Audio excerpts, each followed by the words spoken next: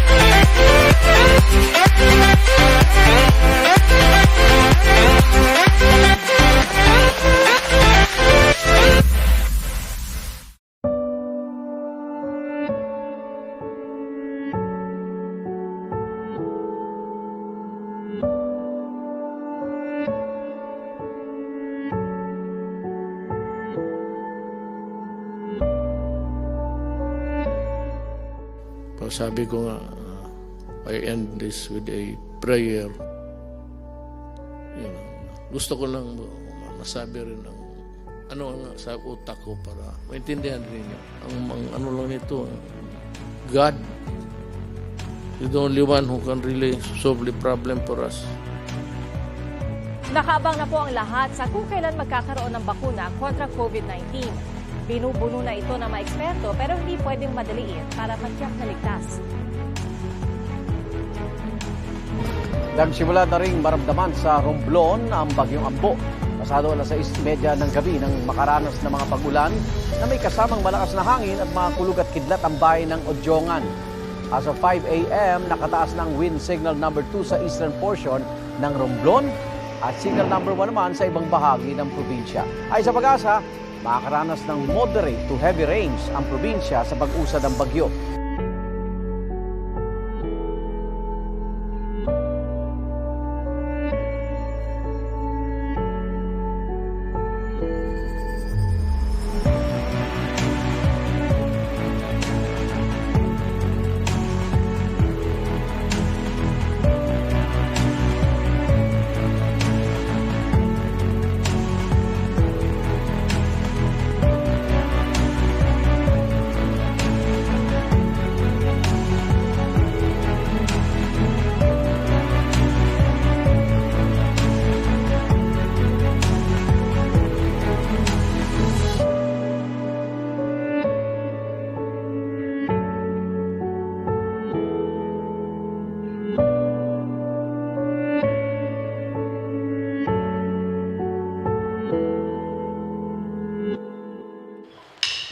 Magandang araw po sa bawat isa sa atin.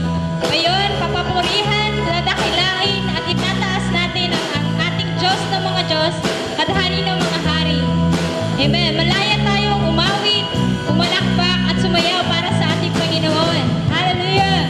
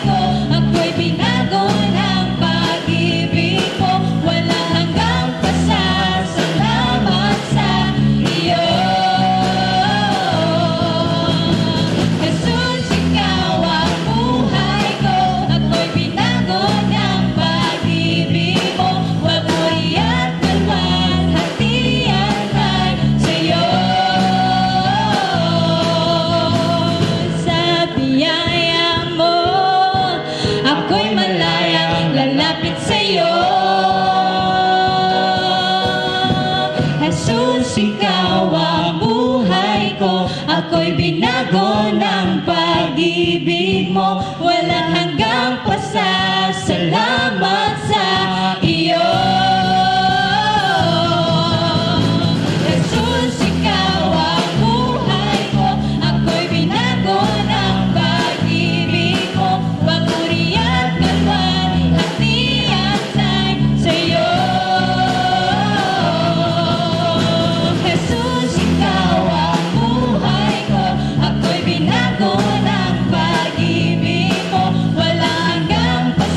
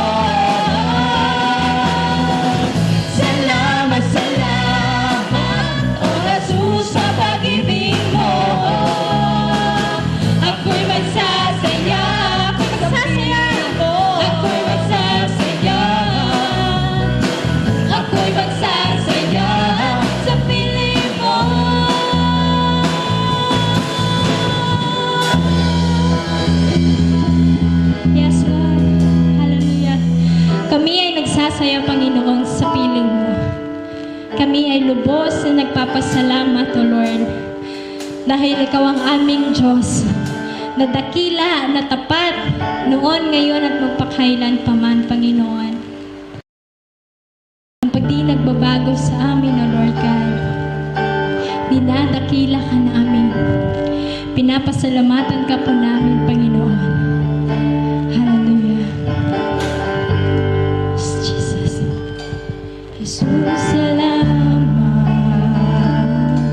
O Diyos, salamat. Nananatili kang tapat, ibinigay mo ang lahat. Kulang ang buhay ko, maging ang mundo sa laki at lawak ng pag-ibig mo. Jesus, salamat. O Diyos, salamat. Nananatili kang tapat, ibinigay mo ang lahat. Kulang ang buhay ko, maging ang mundo sa laki at lawak ng pag-ibig mo. Dakila ka, dakila ka, dakila ang pag-ibig mo. Dakila ka, dakila ka, dakila ang pag-ibig mo.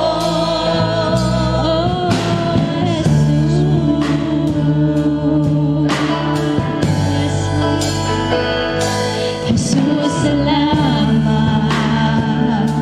O Diyos, salamat. Nananatili kang tapat, ibinigay mo ang lahat. Kulang ang buhay ko, maging ang mundo sa laki ang lawak ng pag-ibig mo. Dakila ka, dakila ka, dakila ang pag-ibig mo. Dakila ka, dakila ka, dakila ang pag-ibig mo. Dakila ka, dakila ka, dakila ang pag-ibig mo. Dakila ka, dakila ka, dakila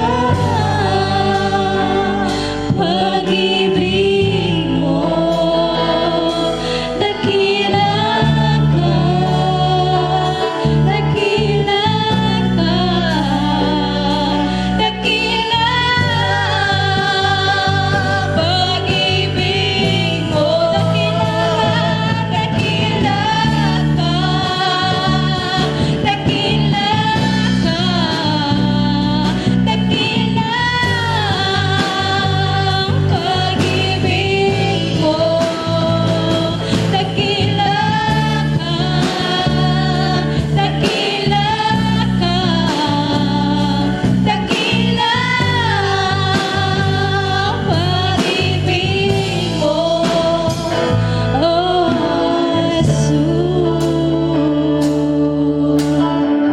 Jesus, dakila pag-ibig mo, Panginoon.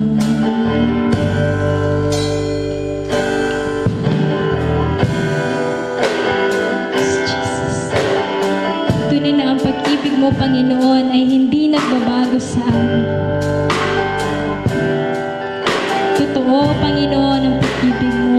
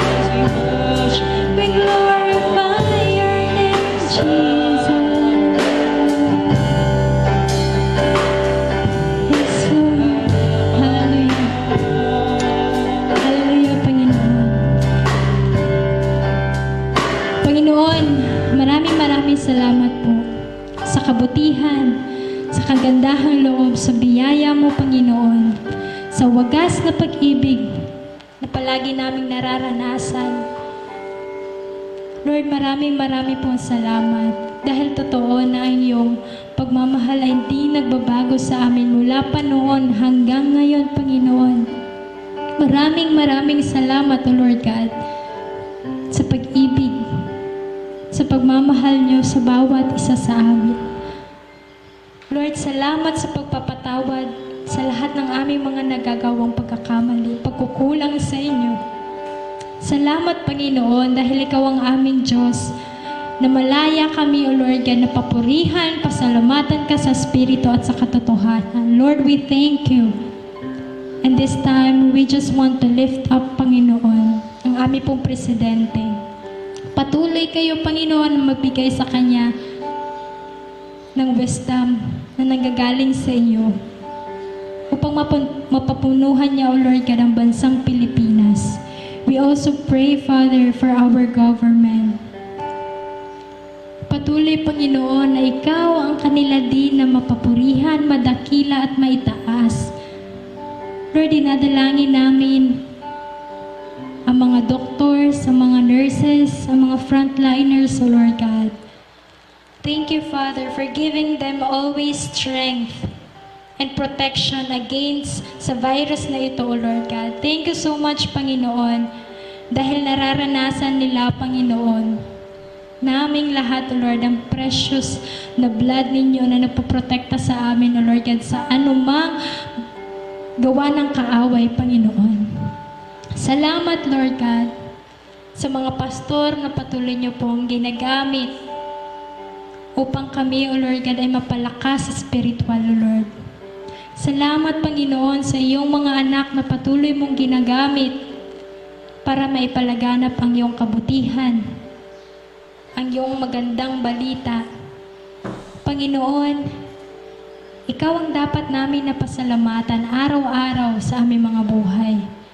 Ikaw ang dapat na makita sa aming mga buhay. Ikaw, Panginoon, ang magningning sa buhay ng bawat isa. Salamat, Lord God, sa lahat ng ginagawa niyo at gagawin niyo pa. You are really working in us, for us, and through us. Lord, this time, nais namin na ipagkatiwala lahat sa inyo. Nais namin na iluhod lahat sa inyo. Nais namin na isukol lahat sa inyo dahil kayo lamang, Panginoon, ang nakakaalam ng lahat ng bagay. Because you promise us, Lord God, that you have a wonderful plan for each and every one of us. That everything's happened, O Lord God. All things work together for good for those who love you. Kaya, Panginoon, kami ay nagtitiwala, nananampalataya sa iyo, Panginoon. Hindi dahil sa kung ano ang meron ka, because you are the God. You are our God. Ikaw at ikaw nga. Salamat, Panginoon, sa kabutihan. Salamat, O Lord God, sa provision na ipinagkakaloob mo sa mga taong nangangailangan. Salamat, O Lord God, sa kagalingan na patuloy mong pinaparana sa mga taong may karamdaman. Salamat, Panginoon. Tunay na tapat ka. Hindi ka, Panginoon, nagbabago sa aming mga buhay. Ikaw ang aming pinapasalamatan, ang aming dinadakila. Ito po ang aming dalangin sa katamis-tamisang pangalan ng iyong bugtong na anak at sariling tagapagligtas namin na si Jesus. Amen. Amen.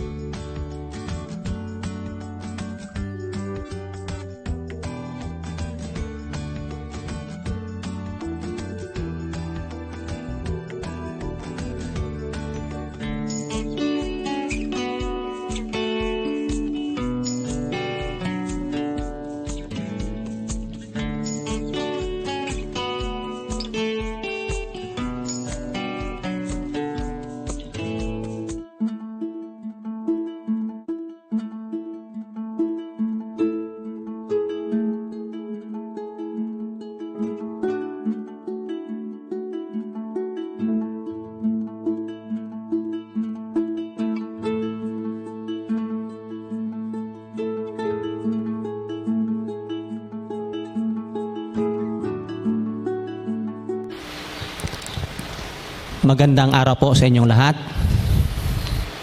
Glory to God po sa Anahaw Portion Gospel Church sa panguna ng ating butihing pastor, Pastor Eli Escarilla, na binigyan po ako ng pagkataon na makapaglingkod sa inyo sa magitan ng pagbabahagi sa inyo ng walang kupas na salita ng ating Diyos. Ako po ay nagtitiwala na kapag ang Diyos po ang ating kasama at naghahari sa ating buhay at tahanan, may proteksyon po tayo. May kanlungan po tayo at may laban po tayo sa COVID-19. At iba pang banta sa ating buhay at kalusugan. At ako rin po ay naniniwala na malapit nang tapusin ng Panginoong Diyos ang kasaysayan mula sa paglikha niya ng mundong ito hanggang sa muling pagbabalik ng ating Panginoong Hesukristo. Para simulan ang pagbabago ng lahat ng bagay from imperfection of human kingdom to perfect kingdom of God. Saglit muna tayong manalangin. Ama, sa puntong ito, Panginoon, minsan pa ako po'y dumudulog sa iyong trono. Hiling at dalangin, Panginoon, na gabayan mo po kami, pangunahan mo po, Lord, ang iyong abang lingkod na mag-share ng iyong mga salita ngayong araw na ito. Pagpalain mo rin, Panginoon, ang lahat ng mga nakikinig o mga televiewers, Panginoon, lahat ng abutin, Panginoon, ng mensaheng ito na galing sa iyo, Panginoon. Gamitin niyo lamang po ang iyong abang lingkod na maging daluyan ng iyong pagpapalang espiritual sa araw na ito. Pagpalain mo po, Lord, ang iyong mga salita sa tanging pangalan lamang po ng aming Panginoong Hesus. Amen. Ang text po natin ay makikita po sa Revelation chapter 11 verse 15. The seventh angel sounded his trumpet, and there were loud voices in heaven which said, "The kingdom of the world has become the kingdom of our Lord and of his Christ, and he will reign forever and ever." Pinagpala na po ng Diyos ang kanyang mga salita. Sa Tagalog, at hinipan ng ikapitong anghel ang kanyang trumpita at nagkaroon ng malalakas na tinig sa langit na nagsasabi, ang kaharian ng sanlibutan ay naging kaharian ng ating Panginoon at ng kanyang Kristo. At siya'y maghahari magpakailanman. Papamagatan po natin itong God's complete plan. Katulad ng isang kwento, kung mayroong simula, mayroon din pong katapusan. Katulad ng isang awit, na kapag mayroong simula, mayroon ding katapusan. O katulad din ng isang paglalakbay, na kapag nagsimula ka, mayroon ding katapusan. Unang puntos po na nais ko pong ipaabot sa inyo ngayong araw nito. Number 1, the kingdom of the world has become the kingdom of our Lord. Ano ang ibig sabihin ng kingdom of the world or worldly kingdom? O sino ba ang naghahari sa sanlibutang ito? Tutunghayan ko po sa inyo ang sabi po ng Panginoon na makita po sa John chapter 18. Ito po ang sinabi po ng Juan chapter 18 verse 36 to 37. O simulan natin sa 33. Si Pilato ay pumasok uli sa palasyo at ipinatawag si Jesus, "Ikaw ba'y hari ng mga Hudyo?" Tanong niya. Sumagot si Jesus, "Galing ba sa sarili mo ang tanong na iyan o may ibang nagsabi sa iyo tungkol sa akin?" Tugon ni Pilato, "Sa tingin mo ba'y Hudyo ako? Ang mga kababayan mo at ang mga punong pari ang nagdala sa iyo rito, ano ba ang ginawa mo?" Sumagot si Jesus, "Ang kaharian ko'y hindi sa sanlibutan ito. Kung sa sanlibutan ito ang aking kaharian, ipinaglaban na sana ako ng aking mga tauhan upang hindi may pagkanulo sa mga Hudyo. Ngunit hindi mula sa sanlibutan ito ang aking kaharian." Kung ganon, isa kang hari, sabi ni Pilato. Sumagot si Jesus, "Ikaw na nga nagsabing ako'y hari. Ito ang dahilan kung bakit ako ipinanganak at naparito sa sanlibutan upang magpatutuo tungkol sa katotohanan, nakikinig sa aking tinig ang sinumang nasa katotohanan. Alam naman po natin sa puntong ito, ang Panginoong Kristo po ay malapit ng hatulan po ni Pilato ng kamatayan dahil nga po ang Panginoong Kristo po ang tinagurian nilang sinasabi po nila na hari, pero ang katotohanan po hindi lamang po siya hari po ng sangkatauhan kundi hari po ng kalangitan at ng buong sandaigdigan. Sabi nga po dito, great evil can happen when truth is at the mercy of political pressure. Makita po natin po na sa puntong ito po, ang worldly kingdom po ay namamayanay po sa panahon po ni Herodes, ni Pilato, at ng iba pang mga leader. At kung bakit po ang Panginoong Jesucristo po ay hinatulan, dahil nga po sa tinatawag nating political pressure. Sabi nga po, resisting the truth leaves a person without purpose or direction. Nang sabi nga po ng Panginoong Jesucristo, ang lahat ng nakikinig sa katotohanan ay nakikinig sa akin. Pero nakita po naman po natin kung bakit po hinatulan ang ating Panginoong Jesucristo dahil nga po sa insist ng lahat ng mga Hudyo na dapat siyang ipako na sa halip ay bigyan siya ng kaluwagan. Pero ang nangyari, siya po ipinako dahil nga po may purpose ang Panginoon kung bakit po ang ating Panginoong Jesucristo ay ipinako sa cross. Nais ipahiwatig ng talatang ito na ang makasanlibutang paghahari ay hindi panig sa katotohanan o tama. O bagaman, ipinagkatiwala ng Diyos sa tao ang pagmamahala, pero hindi sinunod ng tao ang Diyos, kundi ang dyablo na ama ng kasinungalingan at napakatuso. Mayroon po akong isang nangyari po, natutong buhay po sa akin pong buhay o sa aming pamilya. Dahil nga po, ang tatay ko ay elementary graduate lamang at halos sa karunungan ay salat sa karunungan, hindi nakapag-aral at nakipag-transaction po siya sa isang abogado. Judge pa naman. Hinikayat po siya ng judge na ganito, pare, mayroon akong sasakyan na binibinta, baka gusto mong bilhin. Ngayon, ang tanong ngayon nung tatay ko, magkano naman judge? 15,000 lang. Kaya lang, marami ka pang dapat ayusin doon.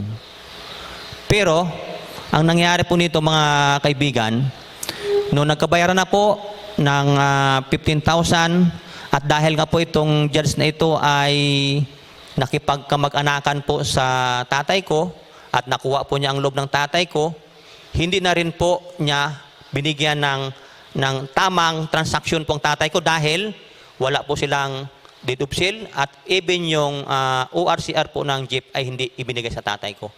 Ngayon tinanong kong tatay ko nung magkita kami, sabi ko sa kanya, Tay, mayroon tayong jeep kanino mo nabili yan? Sabi niya kay Judge. Sabi ko magkano? 15,000. Nasaan yung ang resibo niya at saka deed of sale? Sabi niya wala, kamag-anak natin yun, kaibigan natin yun. Sabi ko hindi pwede, kailangan natin yung resibo at saka yung kasulatan para masigurado na sa atin na ngayong sasakyan na ito. Madaling sabi po, lumapit kami kay Judge. Judge, kailangan po namin ang deed of sale at kailangan po namin ang ORCR po ng jeep. Ang sagot po ng judge, nagtatakang ako, bakit sa inyo ang jeep na yan? Sa puntong yun po, nakita po namin na tuso po yung judge na ito. Bakit? Kasi sa kanya po ang kapamahalaan, mayroon po siyang talino, pero ginamit po niya sa mali. Hindi po ang pagka-ignorante ng tatay ko o kawalan ng kalaman, kundi ang naghahari po sa taong ito, ang worldly passion o pagnanasang physical or material o pride. Bakit? Kasi po sa panahong yon na dapat po tulungan pa niya po yung taong kapos sa kaalaman ay niloko pa. Isa po ito sa tinatawag po nating worldly wisdom. At sa ating panahon po ngayon, sabi nga dito, every inch of this planet is claimed by God and counterclaimed by Satan. Ano po ang sabi po ng Mateo chapter 4, 8 to 10? Ito po. Mateo chapter 4, 8 to 10. Pagkatapos, dinala siya ng dyablo sa isang napakataas na bundok at ipinakita sa kanya ang lahat ng kaharian sa daigdig at ang karangyaan ng mga ito. Sinabi ng dyablo sa kanya, ibibigay ko sa iyo ang lahat ng ito kung magpatira pa ka at sasamba sa akin. Kahit sumagot si Jesus, lumayas ka Satanas sapagkat nasulat ang Panginoon mong Diyos ang dapat mong sambahin at siya lamang ang dapat mong paglingkuran. Mapapansin po natin po dito na ang dyablo po ay gusto pa niyang pati ang Panginoong Jesucristo ay sumamba sa kanya. Ano po ginamit niya dito? Ang karangyaan at ang kayamanan ng daigdig. Sabi nga niya, ibibigay ko ang lahat na ito kung magpatira pa ka o sasamba sa akin. Alam mo naman natin na ang creator natin ay ang Diyos. Amen po ba? At si Satanas naman, si Lucifer bilang anghel ng Diyos ay nagmataas at tinaas ang kanyang sarili at gusto pang lagpasan ng Diyos. Kaya inihulog siya ng Diyos dito sa lupa kasama ng 1/3 ng mga anghel. At pati ang Panginoong Hesus ay nais niyang sumamba sa kanya. Kaharian at karangyaan ng mundo ang inialok para ay sambahin siya. Ayon po sa talatang ito. Ano-ano bang sinasamba ng tao ngayon?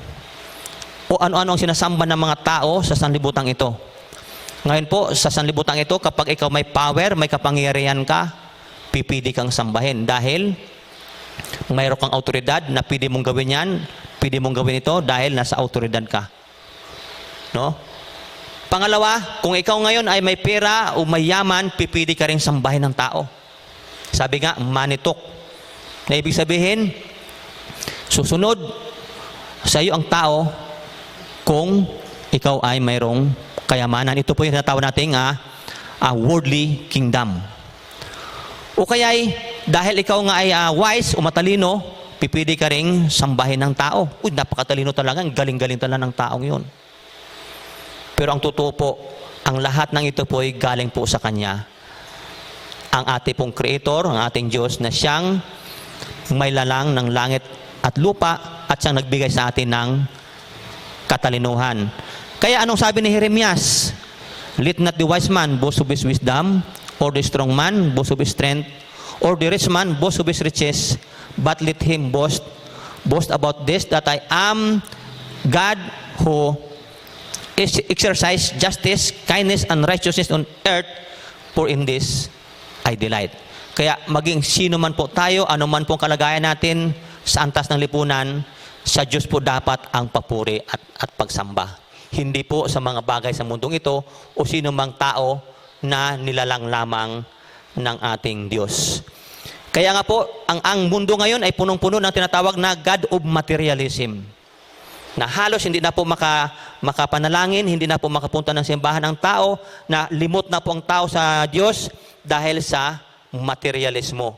Sabi nga po na isang kaibigan ko sa Australia, sabi niya, Pastor, alam mo sa Australia, hindi na kailangan ng taong Diyos doon. Bakit? Kumplito na sila lahat. Kayamanan nilang, pera, bahay, sasakyan, halos lahat pusbuto na. Kaya hindi na nila kailangan ng Diyos. Pero ang totoo, kailangan po ng taong Diyos, dahil alam po natin ang lahat po yan ay mawala at masisira ang lahat na yan. Pero ang mga nagtitiwala sa Kanya ay mayroon pong pag-asa na sa kabilang buhay ay makapili natin ang Panginoon. Gods of materialism, God of sex or immorality. Rampant po ang immorality ngayon. No? Kaya nga po, aware po tayo bilang mga Kristiyano dahil sa ngayong panahon po, isa ito sa inalok ng kaaway para tayo po'y lumihis, para po tayo'y lumiko na ating landas tungo sa ating Panginoon. Idolatry. No? Napakarami po nito.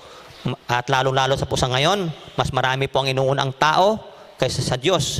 Lalo pa po, ang maling gamit po ng social media, Iba po, inaabot po ng alas 12, alas 2, alas 3 na umaga dahil sa maling paggamit po ng social media. No? Naging idol na po ang social media. No? Kaya nga po, because of worldly fullness, they close up their callous heart and their mouth speak with arrogance.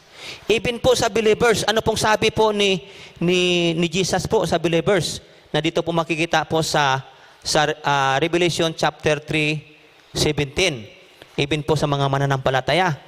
Ano po ang sabi po niya dito sa Pahayag chapter 3:17. Ito po.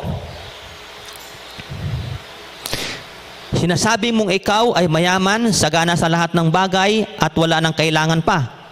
Ngunit hindi mo nalalamang ikaw ay kawawa, kahabag-habag, duka, bulag at hubad. Ito po ang sulat po sa mga anghel ng iglesia sa Laodicea. Sinasabi po ng Laodicean church na sila po ay mayaman, sagana sa lahat ng bagay. Wala nang kailangan pa. Ngunit ang sabi ng Panginoon, hindi mo ba alam na ikaw ay kawawa, kahabag-habag, dukha, bulag at hubad? Na ibig sabihin po, even doon na sila po ay mayaman po sa material na bagay, pero dukha naman po sa spiritual po na pamumuhay. So, maging aware po tayo na baka tayo po ay naengganyo na po ng kaaway, na salip ang atin pong bigyang halaga, ang pinakamahalagang atensyon o damdamin ang Diyos natin, at hindi po ang mga bagay na ito na pansamantala lamang. No? So, sabi nga ng Panginoon sa mga Israelita, huwag kayong makalimot kapag kayo nandoon na sa promised land. Oh? Sa lugar na kung saan ay mayaman sa lahat ng bagay. Pero nakakalungkot po ngayon, marami pong limot sa Panginoon. Ito nga pong atin pong ito pong nangyari nga po na almost 2 months po na wala tayong church. Napapansin ko po ng ang iba po ay parang natutuwa pa dahil walang simba. No? Minsan, ang iba ay sa halip na magbulay-bulay ng salita ng Diyos, nandoon na kung saan ay walang ginawa kundi maghapon magdamag doon sa kailang mga gadget o sa kailang mga cellphone na hindi na nabibigyan ng pansin ang Diyos. Even sa ibang pamilya na sa halip na i-gathered ang pamilya ay abalang-abala rin sa mga bagay na material. Kaya ano pong sabi diyan sa atin pong sa text po natin, no? Na nasabi nga po doon ay the kingdom of the world has become the kingdom of our Lord. Na ibig sabihin po nito, no, na ang kingdom ng world ay become Christ's kingdom.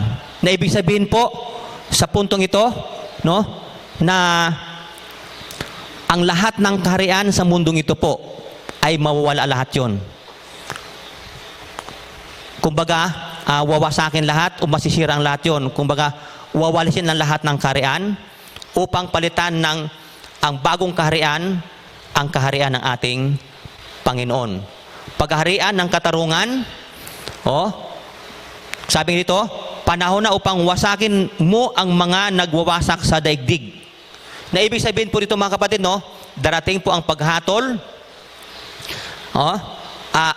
at panahon na para po lahat po ng kingdom sa daigdig nito po ay mawawala. Kagaya po ng panaginip po ni Daniel tungkol po sa, panaginip po ni Haring Nebukadnezar na binigyan po ng kahulugan ni Daniel, na makita po natin sa Daniel chapter 2:44. Sa panahon ng mga haring iyon, ang Diyos sa kalangitan ay magtatatag ng isang kahariang hindi may babagsak kailanman, ni masasakop ninuman.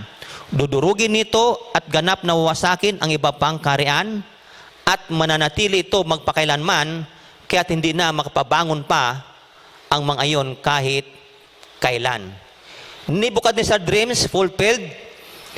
The large statue in Nebuchadnezzar dream na makita po sa Daniel chapter 2, 45, represent the four kingdom that would dominate as world power. We recognize this as the Babylonian Empire, the Medo-Persian Empire, the Grecian Empire, and the Roman Empire. All of this will be crushed and brought to an end by the kingdom which will continue forever. Kailan po ito nangyari? Ang Gold or Babylonian Empire po ay naghari po siya ng 606 to 539 BC, almost 67 years. Ang Medo-Persian Empire, 539 to 331 BC. Ang Grecian Empire naman po ay 331 to 146 BC, 185 years, no? Na namayani po. Ang Roman Empire naman po, 146 BC hanggang AD 476, almost 330 years na namayani po ito, pero nawala po itong lahat. At sa kasalukuyan, ano-ano mga bansa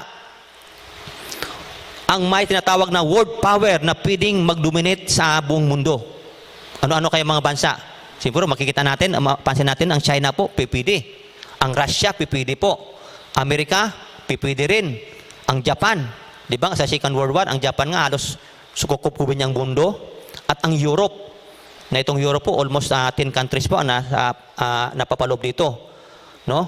Pero, sabi ka po dito sa atin pong binasa ngayong hapon, ay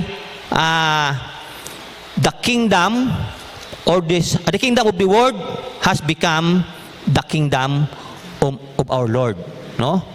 So alam po natin sa panahon ito po, magiging perpekto po ang pamunuan, maging peaceful po ang pamunuan, joyful government or holy government, at ang lahat po dito po ay alisan na po ang hindi po karapat-dapat o masamang pamamahala. At sa panahon din po ito, magbibigay gantimpala sa mga propetang lingkod ang ating Panginoon, sa mga hinirang, sa lahat ng may takot sa Diyos, maging dakila man o hamak. Panahon na upang wasakin mo ang mga nagwasak sa daigdig. Na ibig sabihin, ang lahat po ng mga kingdom or worldly kingdom po ay aalisin lahat ito. Papalitan ng Christ's kingdom.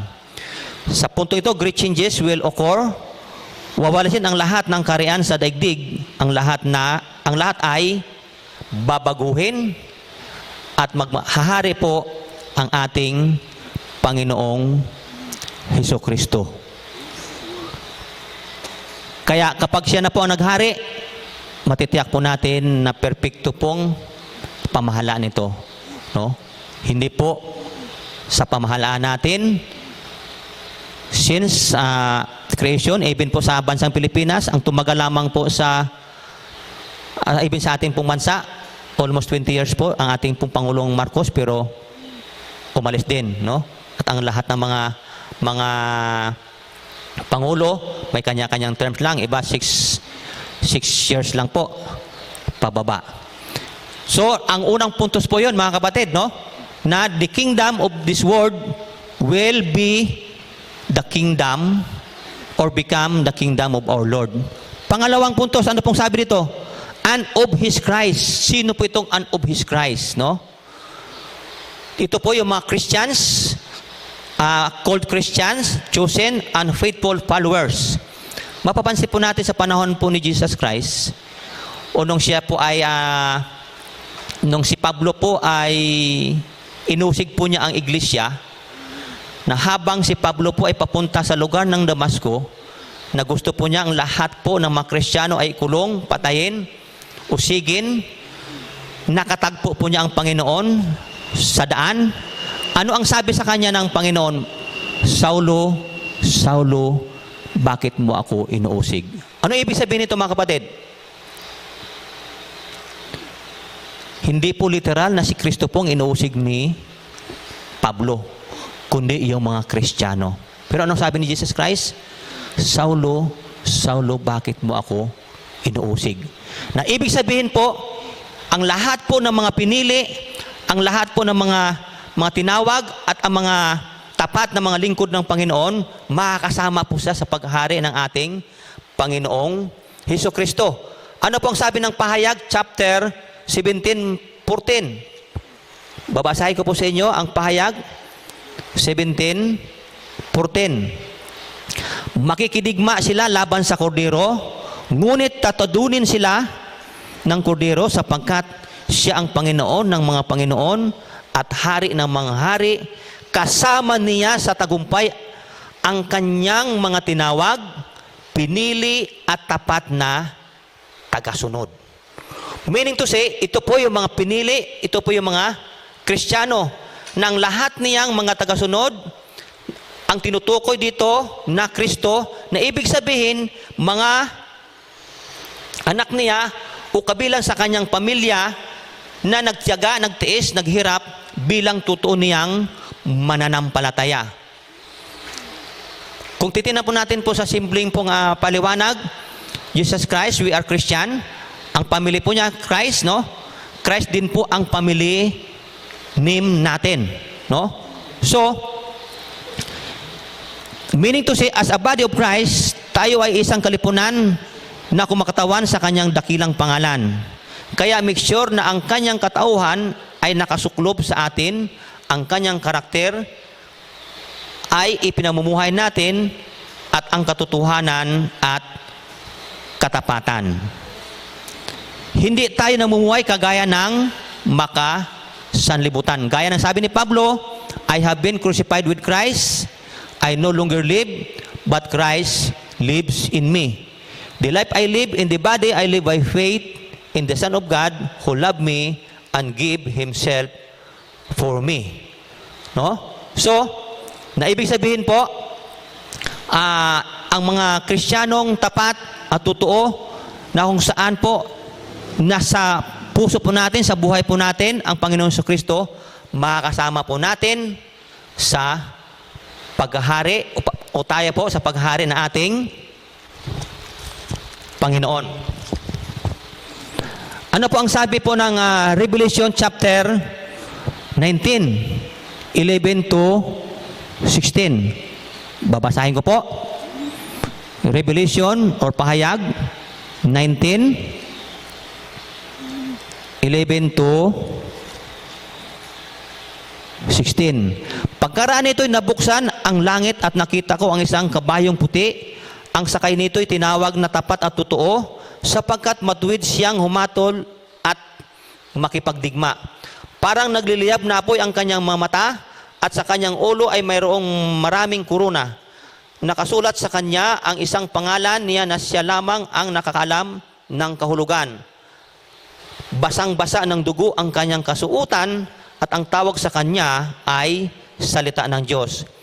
Sumusunod sa kanya ang mga hukbo ng langit na nakadamit ng malinis at puting lino, at nakasakay rin sa mga kabayong puti. May matalim na tabak na lumalabas sa kanyang bibig, na gagamitin niyang panlupig sa mga bansa. Mamamahala siya sa mga ito sa magitan ng tungkod na bakal, at paagusin mula sa pisaan ng ubas ang alak ng puot ng Diyos na makapangyarihan sa lahat. 16. Nakasulat sa kanyang kasuotan at sa kanyang hita ang ganitong pangalan: Hari ng mga hari at Panginoon ng Panginoon. So mga kapatid, nais lamang po na ipaabot sa atin ng Panginoon ng kanyang salita na ang Panginoon Jesucristo po ay maghari magpakailanman. Kaya nga po sa ikatlong puntos dito, ang sabi po dito ay, and He will reign forever and ever. Ibig sabihin po, maghari po ang ating Panginoon magpakailanman. Kung atin po titingnan po, ang mundong ito ay we are approaching po sa kingdom na ito, ang paghari nating Panginoon, na kung saan po malapit na po mangyari ito, dahil alam naman natin ang mga signs o mga pangyayari sa kasalukuyan, ito po ay nagbabadya na malapit na pong maghari ang ating Panginoon. Maghari po siya ng pangwalang hanggan, at ang lahat po ng mga hindi sumusunod sa Kanya at ang lahat ng mga masasama at ang lahat ng mga hindi sumasampalataya o nagtitiwala sa ating Panginoon ay hindi po siyempre makakasama. Dahil ang tagasunod niya lamang, ang sumasampalataya lamang po sa Kanya, ang nananalig lamang po sa Kanya, ang Kanya pong ililigtas. Maliwanag po yun ang sabi po ng banal na kasulatan na makikita po sa Juan chapter 3 verse 36. Nang sabi po, ang sumasampalataya sa anak ay may buhay na walang hanggan. Ngunit ang hindi sumusunod sa anak ay hindi magkaroon ng buhay. Salip, mananatili sa Kanya ang puot ng Diyos. Kaya, mga kapatid, bilang pagtatapos, malapit na pong kumpletuhin ng Diyos ang huling kabanata ng kasaysayan. Sa pagbabagong darating, siya na muling mag-assume o mamumuno sa bagong langit at bagong lupa o bagong Jerusalem. Aalisin ang lahat ng pamunuan at masama sa mundong ito. Sa pagtatapos na ito, mag-iwan po ako ng ilang katanungan po sa ating lahat. Sa pagdating ng Panginoong Hesus, handa ka na ba at ang iyong pamilya? Nagsimula na bang maghari sa puso mo ang Panginoong Hesukristo? Kung nagsimula na, magpatuloy po tayo. At huwag manghinawa sa paglilingkod natin sa Kanya. Pangatlo, saan ka naging abala? Sa gawain ba ni Lord o sa gawaing makasanlibutan?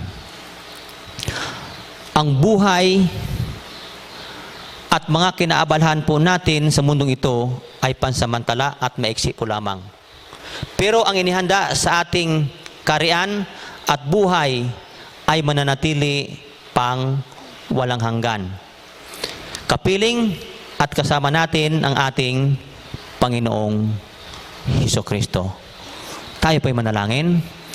Ama, sa oras nito, Panginoon, salamat po sa iyong paalala po sa aming lahat. Salamat din po, Panginoon, sa iyong mga salita na nawa, Lord, ay napulutan ito ng aral, Panginoon. Alam namin na hindi po kami perfecto, Lord, sa amin pong pamumuhay dito, even sa pag-deliver, Panginoon, ng iyong mensahe. Pero kami po naniniwala na ang mabuting bagay, Panginoon, ay naibahagi, Panginoon, sa bawat isa.